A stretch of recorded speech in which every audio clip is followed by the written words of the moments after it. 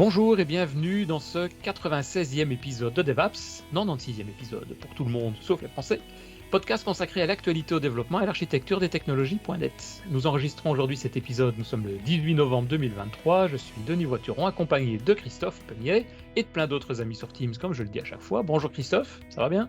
Oui, ça va très bien, ouais, pour la deuxième fois. Toujours, hein. Ouais, voilà, ça, on va laisser notre interlocuteur en parler s'il souhaite. Pour tous ceux qui veulent d'ailleurs être prévenus lorsque nous enregistrons un épisode, venez vous inscrire sur DevApps, vous recevez un email de temps en temps.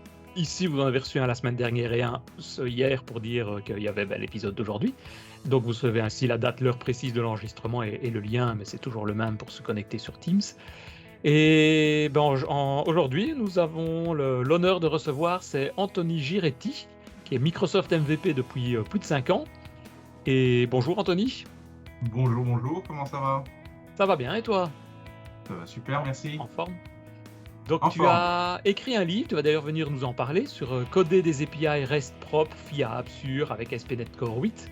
Tu es déjà venu chez nous d'ailleurs nous parler d'un autre sujet qui était le gRPC. J'ai regardé ça en mai 2020 à peu près, donc ça fait déjà un petit temps. Mais avant de rentrer dans le vif du sujet, peut-être pour nos auditeurs qui n'ont pas eu l'occasion de retourner voir cet épisode ou ça fait trop longtemps, peut-être nous parler de toi très rapidement, en quelques minutes, dire qui es-tu, d'où viens-tu ?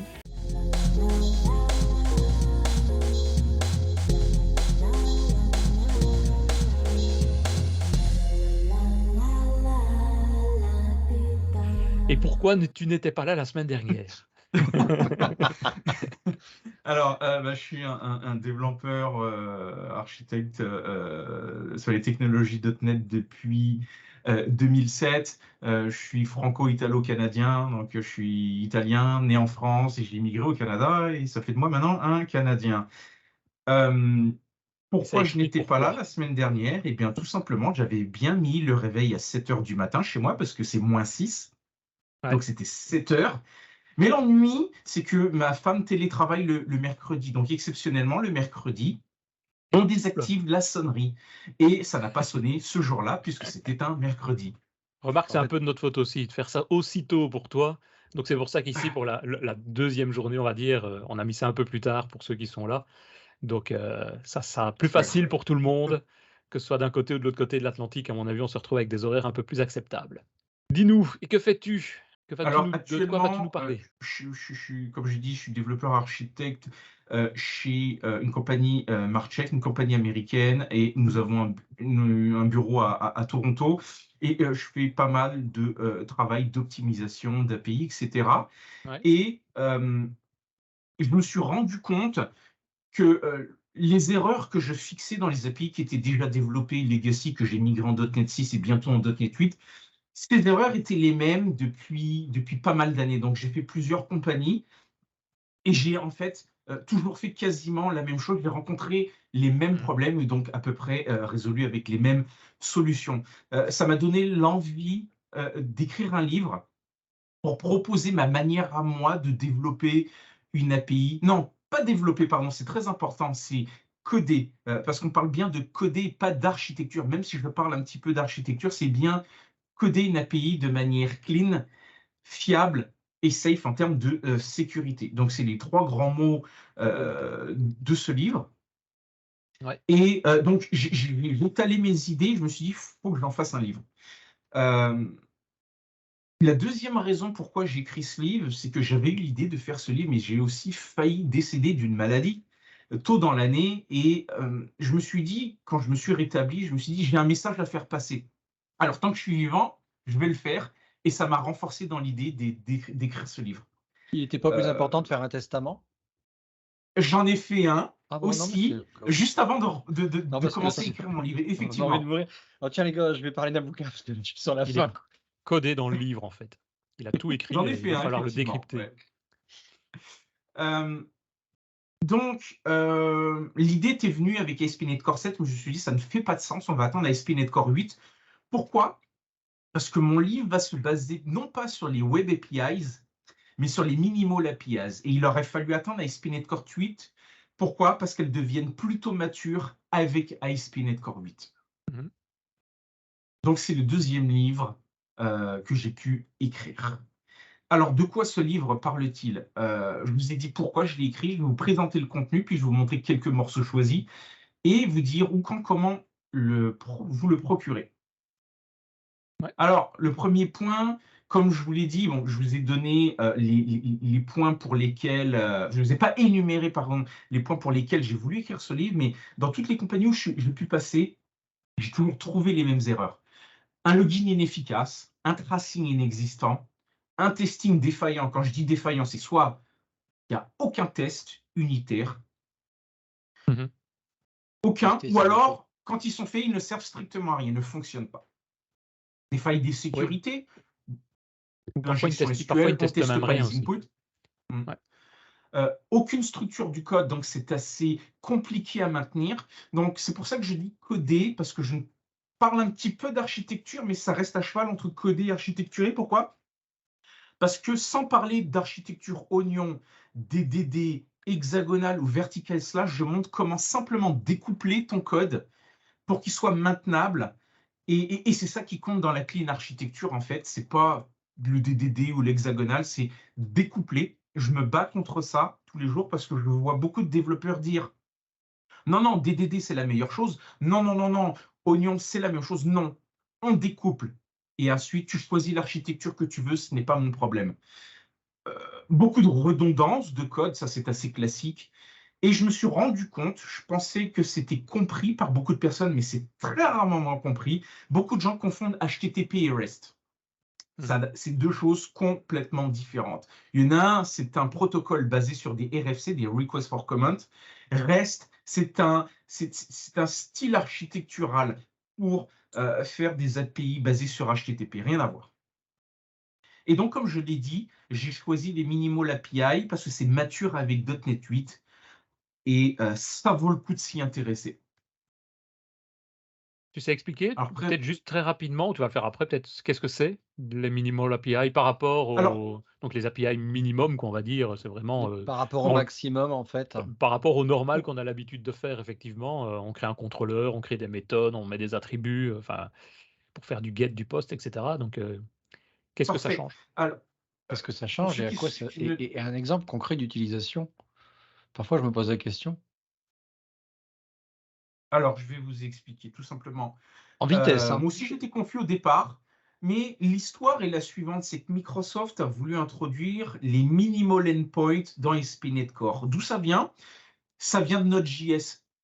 C'est simplement que la notion de contrôleur n'existe pas, c'est simplement un délégué. Un délégué, c'est une fonction qui est exécutée par un minimal endpoint. Tout simplement. Donc, il n'y a pas de notion de contrôleur, il n'y a pas de notion de framework MVC, c'est purement ASP.NET Core. Il y a un endpoint dans lequel on va lui passer des paramètres, post, get, euh, euh, form, du body, n'importe quoi, et qui va être bindé à un simple délégué en C#. Donc, ça simplifie énormément la chose. Pourquoi? Parce qu'il y a un gain de performance quand même substantiel, c'est que le framework MVC n'est pas invoqué. Ici, c'est du purement ASP.NET Core. Il y a une requête HTTP, elle est bindée à une fonction C#, bindée elle-même à aucun framework HTTP. C'est extraordinaire. Et j'ai attendu, comme j'ai dit, ASP.NET Core 8 parce que ces fonctions sont matures et rattrapent en termes de fonctionnalité les Web APIs, en termes de filtre d'action, en termes de custom binding, etc., etc. Donc ça, c'est vraiment pour résumer. Alors, si je commence le livre avec ASP.NET Core Tude, bien sûr, je vais commencer par introduire les fondamentaux d'ASP.NET Core. C'est quoi un middleware? C'est quoi une pipeline de middleware? C'est quoi ASP.NET Core? C'est quoi une requête HTTP? Et c'est quoi une réponse HTTP? Purement basique. Ensuite, j'introduis les minimal APIs. Quelle est la différence avec une Web API? Évidemment, j'introduis aussi les Web APIs pour marquer la différence, pour noter, pour permettre au lecteur de noter la différence entre les deux, mais je n'aborde pas en détail les Web API. Et puis, j'introduis les fonctionnalités les plus avancées d'ASP.NET Core 8 et les Minimal API. Je parle par là de Swagger, ça fonctionne de la même manière, la configuration est la même. Je parle des nouveautés ASP.NET Core 8 comme, enfin, elles sont arrivées pour certaines avec ASP.NET Core 7, je pense au rate limiting, au filtre d'exception, au filtre d'action. Des choses qu'on n'a pas nécessairement besoin ou qui sont faites avec des attributs dans les Web API. C'est fait de manière beaucoup plus simple avec les Minimal API. Donc ça, c'est pour l'introduction. Encore une fois, je ne vais pas dans tous les détails, donc je ne déroule pas la documentation Microsoft. Chaque chapitre va discuter des choses essentielles et de ce que le développeur et donc le lecteur a besoin de savoir. Je ne parle pas de toute la documentation Microsoft, ce n'est pas nécessaire. Le chapitre suivant, je parle d'HTTP. Pourquoi j'ai voulu parler d'HTTP? Comme j'ai dit, c'est mal compris. C'est quoi HTTP? D'où vient HTTP? Qui l'a défini? Et c'est quoi ses principales fonctionnalités? Ok. Donc, HTTP englobe toutes les requêtes qu'on peut faire entre un client et un serveur. Et HTTP, c'est l'acronyme de Hypertext Text Protocol. On peut créer des requêtes, des réponses, on peut passer des headers à l'aide de verbes, on peut gérer les réponses avec des statuts HTTP. J'y ai même découvert une forme d'URI. Vous avez les URI, c'est l'Uniform Resource Identifier qui est, on va dire, la définition mère de toutes les URI qui peuvent être une URL, qui elle est une Uniform Resource Locator. Ça peut être une URL HTTP, FTP, Mail-to, File. Même ça, moi-même, je l'ai appris sur le tas, je ne le savais pas. Et j'ai découvert une autre forme d'URI, je ne connaissais pas l'acronyme, c'est les URC, c'est Uniform Resource Characteristic. Ça, simplement, ça sert à décrire les ressources. Décrire Simplement. de quoi, Donc, dans Swagger quoi, où est ça? une URC, si je puis dire. Ensuite, évidemment, je parle des RFC, les Requests for Comment. Alors, c'était le chapitre le plus compliqué à écrire. Il fait un peu moins d'une centaine de pages. Pourquoi? Parce qu'il n'y a pas une RFC qui décrit HTTP, mais il y en a une bonne trentaine. Donc j'ai ouvert la boîte de Pandore et j'étais obligé d'aller dans chaque RFC pour expliquer qu'est-ce qu'elle décrivait. Donc il peut y avoir une RFC pour les requests HTTP, il y a une RFC pour les responses, pour les headers, il y a plusieurs RFC pour les verbes, il y a plusieurs RFC qui décrivent les statuts HTTP. Pourquoi? Parce que HTTP a évolué de HTTP 1.0 à HTTP 2.0. Il y a eu HTTP 1.1 aussi, qui est toujours utilisé. Et à chaque fois, les RFC ont ajouté des verbes, ont ajouté des statuts HTTP. Et c'était compliqué de rassembler l'essentiel. Donc, il y a une trentaine de RFC. Je donne les noms, mais je ne décris pas toutes. Donc, vous pouvez ensuite, si vous lisez ce chapitre, vous Attends, pourrez les cliquer RF, sur chaque lien et aller apprendre c'est je te quoi coupe, en détail. je te coupe. Les RFC, c'est juste la doc? Non? C'est la doc explicative, c'est quoi, qui va t'expliquer c'est quoi Oui, c'est GET. ça, ouais. Mais Je veux dire, tout ce quand on qui code, je concerne veux dire, c'est HTTP, bien la doc, mais je veux dire, putain, j'ai déjà essayé de regarder une page RFC, putain la vache, quoi, c'est imbitable, quoi. j'ai ouvert la boîte de Pandore, donc j'ai résumé ça dans mon chapitre pour t'apprendre uniquement ce que tu as besoin de savoir. Mais si tu veux en savoir plus, tu peux cliquer sur LRFC et tu peux aller te faire mal à la tête. Il n'y a aucun problème. Tu peux. Et puis, aussi, de temps en temps, je remets quand même les choses à leur place. C'est que oui, les RFC, c'est un peu la vérité absolue. C'est pas la vérité absolue, mais ce dont pourquoi HTTP a été développé. Alors, parfois, il vaut mieux suivre les règles HTTP. GET, c'est pour récupérer une donnée, c'est pas pour faire un delete ou un post ou je ne sais quoi, parce que tu peux mélanger les verbes avec les actions que tu veux faire. Je vois beaucoup de posts utilisés à des fins de get, des get utilisés à des fins de delete, etc. Je dis, c'est quoi la vérité absolue? Mais dans la pratique, oui, si tu ne suis pas la RFC, ça va quand même marcher, mais tu vas pas être très, ça va pas être très catholique. Mais en tant que développeur, on s'en fiche. Mais c'est surtout gênant côté client, parce que si tu as un client qui, lui, est basé sur la vérité absolue contenue dans les RFC, forcément, il va y avoir un petit clash et ça ne fonctionnera pas. Donc, je mets juste en garde, ça marche, mais faites attention si vous ne faites pas comme dans les RFC. Et tu as extrait des règles avec, ça? Oui, ça sera peut-être au niveau du REST, par exemple. Donc, de dire quelles sont les bonnes pratiques. Donc, Alors, quel verbe effectivement, utiliser, dans quel cas de REST, c'est plutôt un style d'architecture des bonnes pratiques. Et c'est pas non plus la vérité absolue, mais c'est quand même communément adopté. Alors, Mmh. il y a la version REST, comme on dit souvent, Representational State Transfer, où on parle de bonnes pratiques, puis il y a RESTful, où là, c'est complètement, on va dire, c'est une manière plutôt paranoïaque et plutôt psychorigide d'appliquer les principes REST. Donc, Mmh. ne pas confondre REST et RESTful non plus. Donc, j'explique c'est quoi REST versus HTTP. Simplement que REST, c'est une façon de faire des calls HTTP avec des règles communément acquises.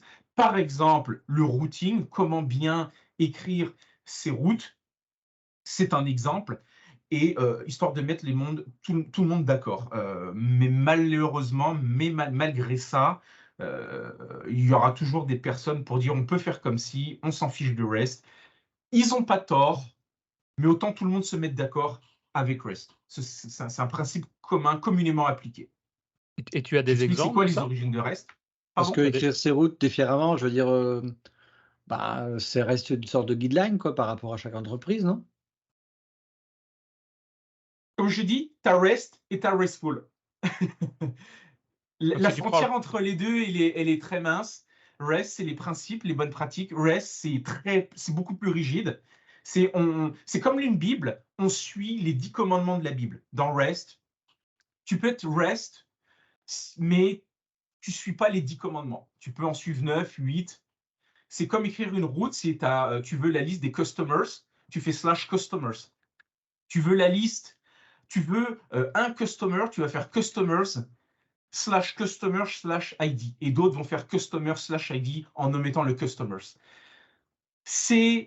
Il y en a un, c'est REST, l'autre, c'est RESTful. Tu vois la différence? C'est une façon plus rigide d'utiliser les principes REST. Mais pour Donc oui, toi, il y a c'est des propre à chaque avantages ou entreprise. qu'est-ce que tu conseillerais? Je veux dire, ou qu'est-ce que tu expliques par rapport à ça? Est-ce que notamment pour avoir des bonnes pratiques, ben, qu'est-ce qu'il vaut mieux utiliser? Parce que oui, effectivement, chaque entreprise peut avoir ses règles et ses bonnes excuses, on va dire, ou ses bons arguments, mais quelles seraient les meilleures pratiques à utiliser pour ça? Alors, malheureusement, je ne vais pas pouvoir te répondre précisément. Je suis un petit peu REST et je suis un petit peu RESTful à la fois. Il y a certaines choses, je ne fais pas de compromis. Par exemple, le verbe. Mmh. Si je veux faire un delete, je peux très bien faire un get. Donc, je vais être HTTP compliant, mais je ne vais pas être RESTful compliant, par Ouais, exemple. Au niveau de la route, là, par contre, tu peux faire ce que tu veux tant qu'elle est lisible et intelligible. Et OK, ouais. l'intelligibilité, en fonction des personnes, peut être différente. C'est une Tant que je règle, comprends que à je appliquer pour tout le récupère monde. un client versus tous les clients, j'ai aucun problème avec ça. Mmh.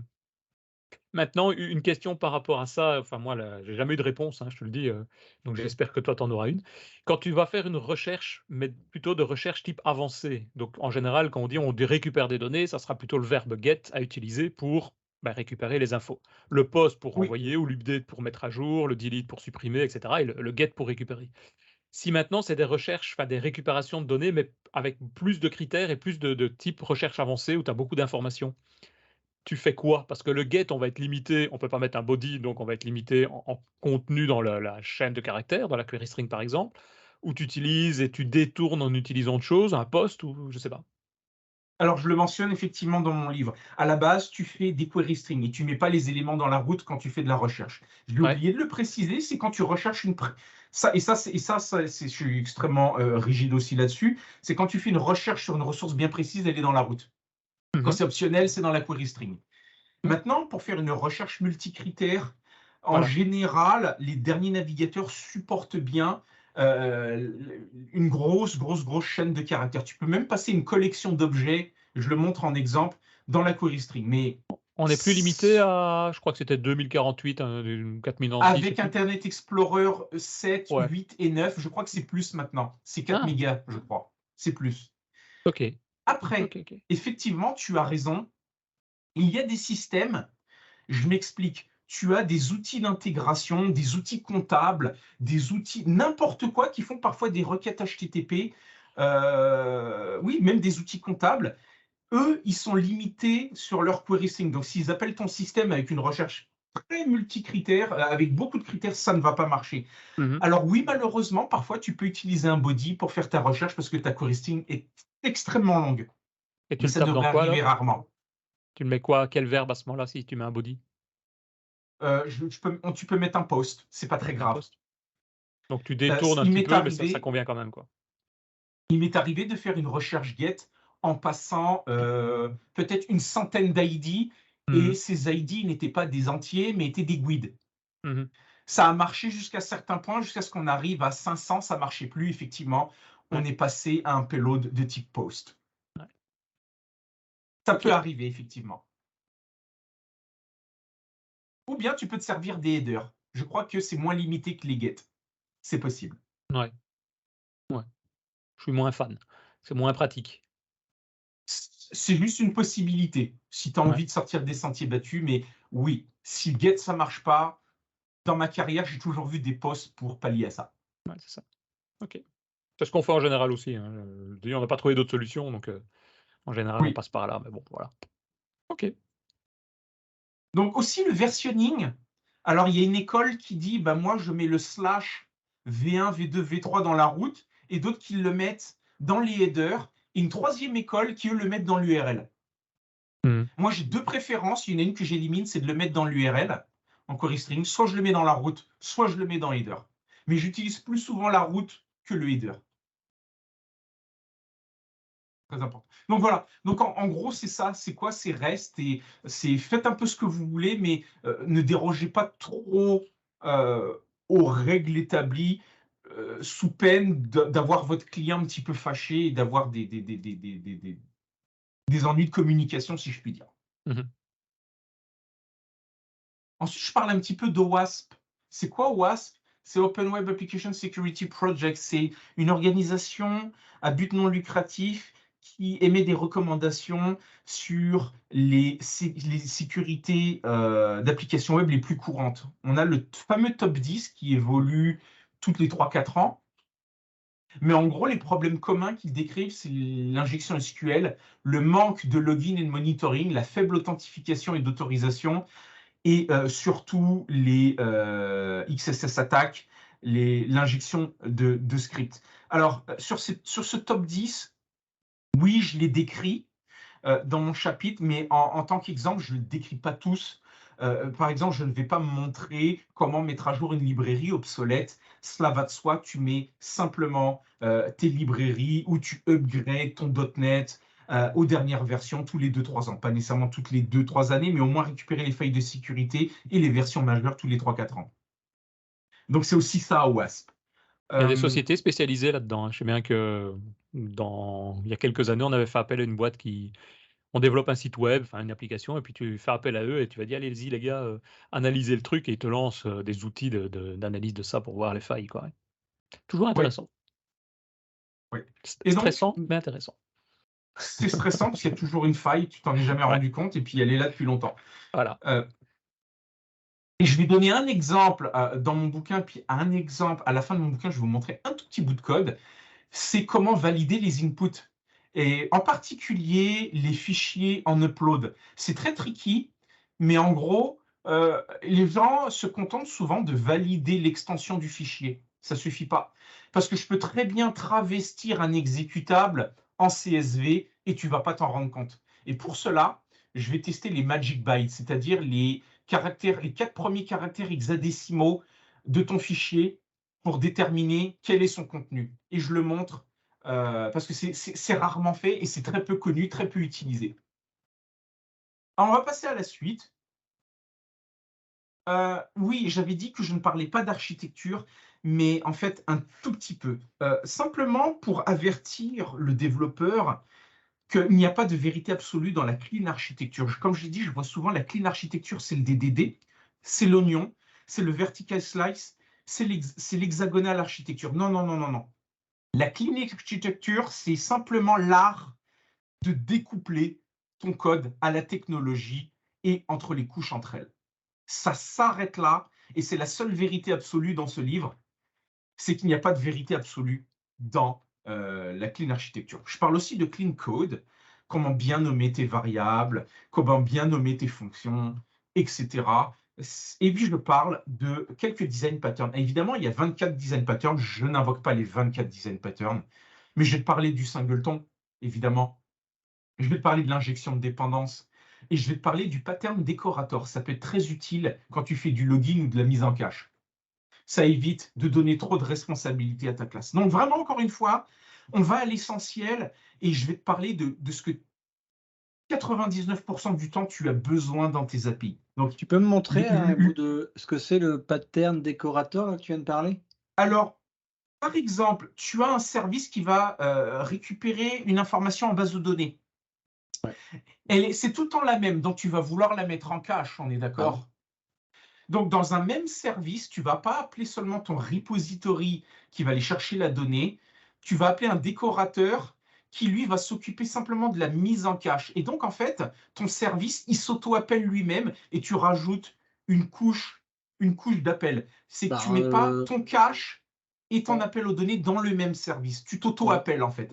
Donc, Bah, tu moi, auto-injectes la même interface, mais il faut que tu définisses l'ordre d'appel. C'est ça bah, je sais pas, mais la moi, chose qui est c'est clé. tout con. J'appelle un service qui est d'iMemory et puis c'est lui qui dit bah, si j'ai quelque chose en mémoire, je te donne ce que j'ai ou mon Ouais, cache, ou sinon mais j'appelle tu dois faire du mon. code pour ça. Nous, par exemple, ce qu'on utilise, on a un attribut pour mettre en trace, donc loguer, on va dire, quand tu fais un appel d'une méthode pour savoir, tiens, l'utilisateur est passé par là ou par tel service, on parlait des API, il a exécuté tel web API. Au lieu de devoir mettre logger.trace. Ou point, voilà, donc d'écrire du code, qu'une fois sur deux, le développeur va oublier, tu mets un attribut au-dessus, trace, logger, et tu mets éventuellement le message, ou le message peut être automatiquement généré pour dire c'est cette méthode-là qui a été exécutée. C'est souvent avec Donc en des fait, c'est attributs, quoi. simplement une encapsulation. C'est Mhm. la méthode de cache va appeler le repository. Et si tu veux faire du login, la méthode de login va loguer, appeler le cache, et ensuite, c'est le cache qui va appeler le repository s'il est vide. Donc c'est une encapsulation. Euh, je vois un commentaire. Effectivement, oui, ça alourdit, et c'est vrai. C'est pour ça que je propose ce pattern, mais ce n'est pas non plus la vérité absolue, je le dis. Certaines personnes aiment. Pourquoi? Parce qu'on veut séparer les responsabilités. Je parle beaucoup de separation of concern et de séparation de responsabilité en français. Ou de single responsibility principle, séparation de responsabilité ou single responsibility. Les deux sont quand même un petit peu liés. Donc, c'est à vous de voir. Tu peux utiliser ce pattern, tu peux ne pas l'utiliser. Ça dépend de comment tu veux architecturer ton application. Et encore une fois, il n'y a pas de vérité absolue. Il y a des avantages et des inconvénients.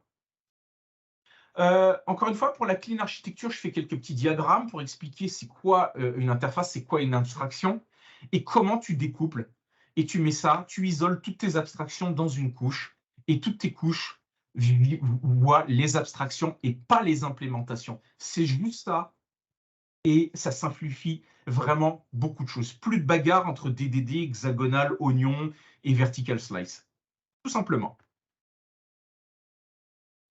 Donc voilà, j'ai remis quelques affaires à plat, et maintenant on peut commencer à coder des API. Euh, je vais parler de performance et de résilience. C'est souvent omis, mais on se base souvent sur... Enfin, on donne trop souvent le crédit par exemple, je prends un exemple. Microsoft Azure, on donne trop souvent du crédit au SLA qui est de 99,9%. Donc tout va toujours marcher, ça va jamais casser, briser. Eh bien, c'est faux. Azure Blob Storage, j'en ai la preuve, ça a pété 3 fois dans la même année. Donc on va utiliser des appels HTTP sur lesquels on va ajouter de la résilience. La résilience, c'est quoi? C'est la possibilité de réessayer une requête HTTP ou ou SQL aussi, c'est possible, qui aurait raté. Mais raté dans le sens où c'est une erreur temporaire. On parle de transient error. Okay, donc, c'est une erreur qui est temporaire dans le temps due au serveur, par exemple, distant que tu essayes d'appeler, il se met à jour, il n'est pas disponible, etc.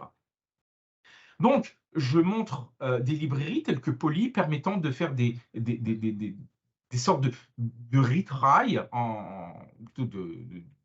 de réessai en français, pardon pour mon anglicisme, à travers Poly, cette librairie qui est très pratique. On peut l'utiliser avec SQL. Et puis, je montre également, pour des raisons de performance, comment bien faire des requêtes avec Entity Framework Core. Tu peux, par exemple, ajouter le no tracking si tu fais juste du get.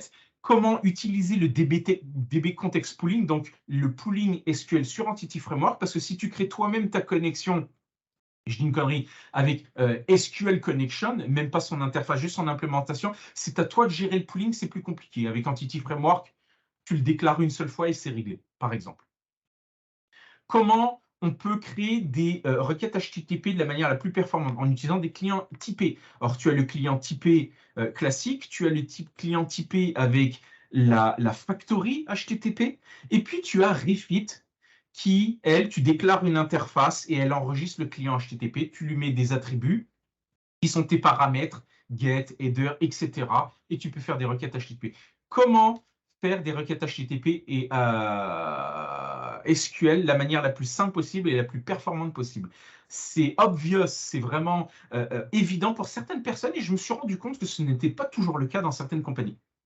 Bien sûr, il n'y a pas que ça. Je parle de programmation asynchrone, je ne parle pas de multithreading. 99% du temps, tu n'as pas besoin de multithreading dans une API, mais tu peux, on parle de programmation asynchrone. Alors, je ne parle pas juste de async await, mais je parle aussi des cancellation tokens pour annuler tes requêtes si tu as besoin dans la programmation asynchrone. Je parle aussi des background tasks, c'est du fire and forget, et j'explique comment avec les channels de system_threading.task, comment envoyer des données dans une background task, le IOSTID, je ne parle pas juste la task.run de C#, une background task, comment faire communiquer SPNet Core avec une background task pour traiter en tâche de fond, par exemple, un fichier que tu veux uploader qui contient 10 000 lignes. Évidemment, tu ne vas pas le faire de manière synchrone dans ton API, tu vas passer le fichier dans ta background task et la background task tourne en arrière, grâce aux channels.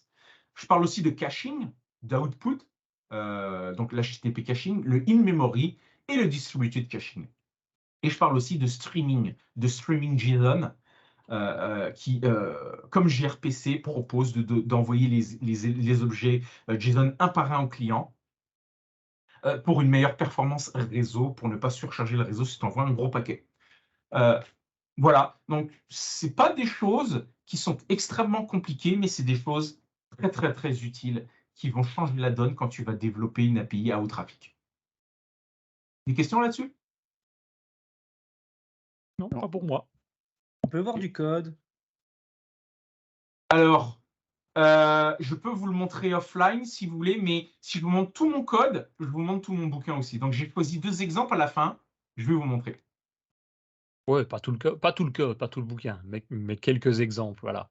Je vais vous montrer un, mais pas sur l'optimisation, c'est la validation. Mais oui, je vais vous en montrer. Ouais. Parlons d'observabilité. J'ai trouvé souvent une observabilité défaillante. Donc, souvent, on log, mais soit on fait du login qui ne sert strictement à rien ou du login non sécuritaire. Par exemple, on met du login, mais qui ne m'aidera pas à débugger mon application en cas de problème. Ou on n'utilise pas les bons niveaux, on log une erreur dans un log information, par exemple, ou vice-versa. J'ai vu tout un tas de choses. Ou alors, on met des informations sensibles dans le login. En Amérique du Nord, on parle de numéro d'assurance sociale, qui est le numéro de sécurité sociale, l'équivalent du numéro de sécurité sociale en France. J'ai vu ça dans des logs, parfois. Eh oui. Je ne parle pas que de login, mais je parle aussi de la collection des métriques, le CPU utilisé, la mémoire, etc. Des traces. Les traces, c'est plutôt quels sont les sous-systèmes invoqués par ta requête HTTP, qu'est-ce qui se passe derrière, t'appelles du SQL, quelle requête ça fait, est-ce que ça appelle un autre, est-ce que ça appelle une autre ressource, ça log les appels à d'autres ressources externes. Et puis je parle aussi des health checks.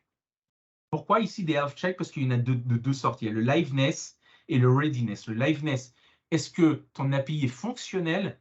Et le readiness, est-ce que ton API est prête à être consommée? C'est pas la même chose. Ouais, c'est vrai que Alors, souvent, on a besoin d'avoir un maximum et on oublie souvent, hein. On développe des choses, des exactement. fonctionnalités, mais tout ce qui est trace pour dire: «Tiens, quand est-ce que le serveur va commencer à planter parce qu'on arrive à saturation?» ou bien quand il y a un bug, pourquoi et Exact. c'est dû à autre chose, il faut pouvoir retracer, retrouver, donc mettre des ID aussi pour suivre les utilisateurs, pas juste tracer les requêtes, mais savoir qu'elles ont été Des exécutées dans correlation tel ID, ordre-là et effectivement. voilà, des correlation Ouais, ID et des choses comme ça, ouais, tout à fait. ouais. Alors, je me suis fait poser la question plusieurs fois, c'est pourquoi je ne parle pas d'open télémétrie. Oui, c'est un concept, oh, j'ai oublié le terme. C'est comme Swagger. C'est pas une norme, c'est pas un concept, c'est une spécification. Voilà. Euh, Rendu là, quand tu découvres c'est quoi l'observabilité, tu n'as pas besoin de savoir c'est quoi OpenTelemetry. C'est juste un format de log avec des champs communs que tu vas utiliser de manière générique à travers tes applications. Moi, le message que je veux passer ici, c'est à l'aide hein, d'un exemple, c'est Application Insight, c'est comment tu fais du login. Je t'aide à comprendre c'est quoi les traces, les matrices et les health checks. À ce niveau-là, tu n'as pas besoin de savoir c'est quoi OpenTelemetry. Donc, je suis resté simple. Oui, c'est la norme actuelle, mais pour comprendre c'est quoi l'observabilité, tu n'as pas besoin d'OpenTelemetry. Je tenais à le préciser. On passe à la suite. Je vais parler de la protection des secrets. Oui, je vois des secrets dans les settings, mais pas que. Donc, j'ai vu que dans pas mal de compagnies, ben, c'est super, on va tout mettre dans le Key Vault. Sauf que j'ai vu des personnes mettre la connection string au Key Vault dans l'App Settings. C'est pas bon non plus. Parce que si tu te la fais voler, tu as tous tes secrets. Donc, j'introduis, mais alors sans expliquer comment tu procèdes, parce que c'est plutôt la responsabilité d'un architecte. C'est pas vraiment vrai ce que je dis, mais c'est mon opinion à moi. Manage Identity dans Azure. Toi, en tant que dev, tu vas mettre tes secrets dans un fichier secret.json que tu ne vas jamais pousser dans Git. Ça reste sur ta machine. Par contre, si tu veux récupérer ces secrets, tu vas être obligé de demander à un architecte ou à ton architecte DevOps de setuper l'environnement Azure pour faire fonctionner Manage Identity et récupérer à partir de l'identifiant juste à clé Key Vault et non pas toute la connection string, tes données secrètes. Donc, je n'explique pas comment on fait parce que ce n'est pas la responsabilité en général du développeur de setuper Manage Identity pour tes ressources Azure. Donc, encore une fois, je ne parle pas de tout, je parle uniquement de ce que tu as besoin de savoir. Le reste, c'est plus l'architecte qui va le faire pour toi. Donc, j'explique rapidement comment configurer Visual Studio pour configurer Manage Identity sur ton poste, mais pas une fois que c'est déployé dans Azure. Et ensuite, à partir du nom de ton Key Vault, tu récupères tous tes secrets. C'est un des top 10 OWASP aussi, c'est comment protéger tes secrets. Ça fait partie du top 10 des brèches les plus souvent, des breaches, donc des brèches en français, pardon, les plus courantes. Donc important, beaucoup de gens le négligent aussi. L'authentification, l'autorisation, c'est évident. Je t'introduis, c'est quoi OpenID Connect. Par contre, je ne vais pas aller dans les détails. Pourquoi? Parce que si tu vas dans la spécification EIDC, c'est aussi comme les RFC, c'est absolument incompréhensible. Enfin, c'est compréhensible si tu mets beaucoup de temps.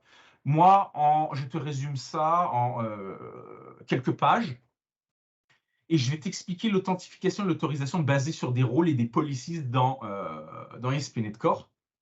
Et je vais t'expliquer comment, en tant que développeur, tester ton API avec Swagger et Postman quand tu veux passer un JWT. Donc Postman, c'est simple, tu le passes dans les headers, mais je fais quand même la démonstration.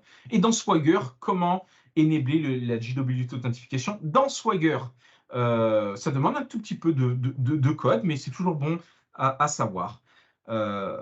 Donc non, il ne faut pas tester son API en mode anonyme, il faut la tester avec une vraie authentification aussi, parce que j'ai vu beaucoup de développeurs désactiver l'authentification et faker, on va dire, ton user à l'intérieur. Non, il ne faut pas faire ça parce que tu peux manquer des choses et évidemment avoir des problèmes une fois que tu es déployé en production. C'est aussi simple que ça. Donc, je n'explique pas comment générer un JWT, encore une fois, parce que c'est la responsabilité de ton DevOps ou de ton architecte qui, lui, va te fournir un JWT, ou du moins la manière de le générer à partir d'un provider. Comme exemple, j'ai utilisé un JWT provenant d'Azure AD. Enfin, le dernier point, c'est le testing. Alors, le testing, c'est quoi? Il y a différents types de tests. Il y en a beaucoup. Il y a le test unitaire, il y a le test d'intégration, il y a le test end-to-end. End-to-end et intégration, ça se ressemble. On va dire que c'est mon opinion à moi, mais le end-to-end testing efface le test d'intégration, parce que si tu fais du end-to-end, tu n'as pas besoin de test d'intégration. Tu as les tests de charge. Tu as ensuite les tests qui ne sont pas du tout de la responsabilité de l'équipe IT. Tu as les tests d'acceptation. Tu as aussi les tests end-to-end, c'est les QA des fois qui le font parce qu'ils ont un outil, tu leur donnes un endpoint, tu leur donnes les paramètres, ils testent le tout. Au final, il y a beaucoup de tests, types de tests, et je vais focuser uniquement sur le test unitaire parce que c'est le seul et uniquement le seul qui est de la responsabilité du développeur. Oui, tu as le test d'intégration, mais encore une fois, il n'a plus de sens si tu fais des tests end-to-end. Et les tests end-to-end peut être la responsabilité du QA. C'est pour ça que je dis, on va parler que des tests unitaires, c'est déjà pas mal, parce que dans beaucoup de compagnies, on ne le fait pas. Je vais présenter les outils. Pourquoi XUnit over Microsoft SDK? Pourquoi je vais te parler d'auto-feature? C'est pour setuper des mocks de données plutôt que créer à bras et de fill up des propriétés qui ont 30 propriétés à bras. Tu utilises auto-feature, en une ligne, c'est fait. On va utiliser toExpectedObject pour comparer des objets par leur valeur. Sinon, tu es obligé de tester les propriétés une par une dans tes assertions. Je vais parler de Fluent Assertion qui te permet de faire des assertions de manière plus sexy. Et j'explique les bonnes pratiques, comment nommer ta méthode de test. Il faut qu'elle soit très claire. Elle suit le pattern should, when, and should. When, c'est la condition. Should, c'est dans une phrase. Même si elle est à la rallonge, c'est une bonne pratique qui est acceptée parce que tu comprends l'intention du test. On ne fait pas... on fait des tests qui sont rapides et compréhensibles. Bref, c'est la base. Et je donne qu'un seul exemple. Il n'y a pas besoin de faire 15 exemples pour montrer les bonnes pratiques de test unitaire. Et puis, évidemment, tu te bases sur le mocking parce que tu as utilisé l'injection de dépendance, un pattern que j'ai décrit plus haut dans le livre. Ouais, il y a une chose souvent que... Donc, c'est assez court comme chapitre, mais encore une fois, c'est pour t'insuffler ma façon de voir les choses, qui n'est pas la vérité absolue, mais qui, je pense, est une bonne pratique. C'est pour ça que je n'ai pas mis 20 pages à mettre tous les impossibles et imaginables. Je t'insuffle la bonne pratique avec les bons outils. À toi de continuer l'aventure dans ta carrière de développeur. Alors, je vais vous donner quelques exemples. Deux exemples, c'est comment valider un fichier. Donc, j'utilise Fluent Validation. J'utilise un validateur qui est unit testable en passant. Et il ne faut surtout pas faire à bras dans ta logique business ou dans ton contrôleur ou dans ton minimal API, une par ligne. Ta validation, c'est pas du tout la responsabilité de ton API. Tu appelles juste une méthode. En passant, j'oubliais, ASP.NET Core 8 Minimal API ne supporte pas les data annotation. C'est pour cela que je parle de Fluent Validation. Et évidemment, la tant attendue validation de Magic Byte, c'est simplement qu'il faut connaître la signature de ton fichier. Si tu t'attends à un CSV parce que tu n'acceptes que les CSV, tu te dois d'aller connaître les 4 premiers caractères hexadécimaux avec un tiret ou sans tiret. C'est pas très grave. Quand tu vas le convertir en bytes, il va t'enlever le tiret. Donc, tu pourras trouver dans certaines documentations des hexadécimaux séparés avec des tirets et d'autres avec un espace. C'est pour ça que je montre les deux exemples. Et ensuite, tu compares le contenu de ton fichier, au moins les 4 premiers caractères de ton fichier, avec ce que tu attends et tu peux valider. Et Si ce n'est pas le cas, c'est ta quoi comme type de validation framework, ne ça? passera pas. Qu'est-ce que c'est Pour comme type de framework? valider, j'utilise le problem details. Le problem details, c'est un objet défini dans la RFC qui définit le format d'un message d'erreur à un client. Je vais vous le montrer. C'est ceci. C'est basé sur la RFC 9110, donc je n'invente rien. Et j'utilise la classe problem details fournie par ASP.NET Core. Il vous l'expose et vous avez simplement à la remplir avec les erreurs.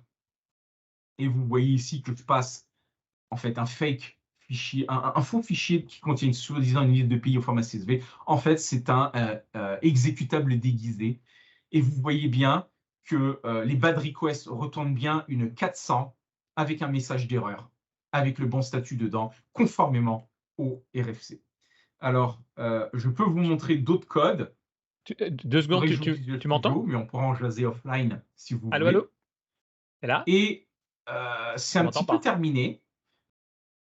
Mais si vous êtes intéressé par ce livre, sachez qu'il sera disponible fin novembre sur Amazon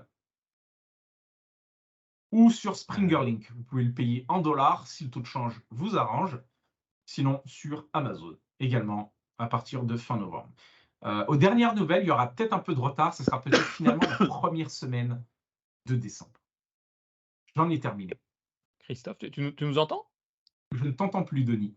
Ah, ben, Ah c'est bah, ça, nous, Christophe. Je n'entends plus personne. Nous, on c'est parce que t'entend. t'as peut-être coupé C'est le de mon bord. haut-parleur.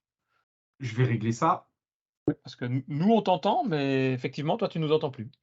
C'est J'avais bon, une question je vous sur entends, la c'était première moi, c'est slide, mon du coup. HomePod, il s'est shut down tout seul. Moi, j'avais une question par rapport juste au niveau du code que tu as mis des tests. Qu'est-ce que c'est comme type de framework que tu utilises pour ça? C'est pas du classique, entre guillemets, XUnit et juste l'écran précédent? Ici, Ouais, les rules oui, c'est for... Fluent Validation. OK. Et donc ça, c'est un framework en plus que tu rajoutes pour pouvoir... C'est une librairie. C'est ça. Alors attention, ne pas confondre avec Fluent Assertion. Fluent Assertion, c'est pour faire les assertions. Oui, mais c'est ça. Fluent Validation, c'est pour valider tes inputs. Et pour quelle raison tu préfères utiliser ça plutôt que, entre guillemets, Parce du que classique? ASP.NET Core 8 ne supporte plus les dates, enfin, les minimal API ne supportent pas les data annotation. Donc, tu ne peux pas utiliser les attributs sur tes objets. D'accord. Mais tu pourrais quand même faire des tests unitaires, entre guillemets, classiques et faire un appel aux méthodes des minimal Non, là, API. c'est de la validation d'input sur ton call HTTP. C'est rien à voir avec les tests unitaires, là. De l'API, d'accord, ok. Oui, Ok, exactement. d'accord. Et Christophe, tu avais une remarque? Ah non, c'était une blague. Ah, bon. Bon, tu peux toujours la dire. Ah non, mais c'était parce que comme ils nous attendaient pas, je dis, ah, j'avais une question, mais elle date d'il y a 30 minutes. Ah. Ah, Non, ne l'écoute pas. Il dit des bêtises. Ok, ben je ne sais pas s'il y a... non, dans le chat, je ne vois pas d'autres messages. Ben remonte peut-être juste le slide, comme ça on terminera un petit peu par ça aussi, le slide avec ton livre. Non, avec le livre, comme ça, si jamais il y a des gens qui sont intéressés, ils vont pouvoir aller là-bas. Si jamais il y a besoin d'avoir plus de détails, ça c'est Windows. Tu vends pas Windows. Putain, il est clean son bureau, il n'y a rien End. dessus. Appuie sur End. Voilà. Voilà. Et comme ça on peut le retrouver. Oui, il est disponible que en anglais. J'allais dire une bêtise, mais pour nos amis francophones. Enfin, au niveau de l'informatique, en général, tout le monde quand même maîtrise un minimum d'anglais aussi pour lire ce genre de bouquins un peu plus techniques, quoi. il n'est pas hyper compliqué à lire parce Mhm. que j'utilise pas les grandes phrases littéraires nord-américaines ou anglo-saxonnes. Bah, et puis souvent, c'est Euh, technique aussi, donc c'est des termes qu'on oui, connaît. Même en oui, français, on utilise les mêmes termes, quoi. Donc, il n'y a pas trop de exact. difficultés sur ça. Ok, Christophe, je ne sais pas si tu avais d'autres points, d'autres questions, d'autres sujets, Non. pas comme ça. Parfait. Ben, je ne sais pas si toi, Anthony, tu avais d'autres remarques ou d'autres points à devoir ajouter. Non, je peux montrer d'autres codes si vous voulez en live. Ici, ce chapitre-là, c'est le code du chapitre 9. Donc, Ouais. effectivement, j'explique comment récupérer avec Azure Identity dans mon code mes informations provenant du Key Vault. J'ai simplement à télécharger le package Azure Identity, utiliser Default Azure Credential et on récupère ces connection strings. Par exemple, c'est ce que j'ai failli dire tout à l'heure quand tu disais qu'on parlait au niveau sécurité et tout ça. C'est vrai que Microsoft fournit en gros toute la machinerie derrière qui permet de récupérer ça, quoi. Donc, et on utilise les mêmes logiques habituelles. On aurait un app setting JSON d'un côté pour faire un développement local, et puis on doit le mettre après un peu plus loin. On rajoute la bibliothèque qu'il faut et on fait clac-clac, et puis c'est bon, quoi. Exactement.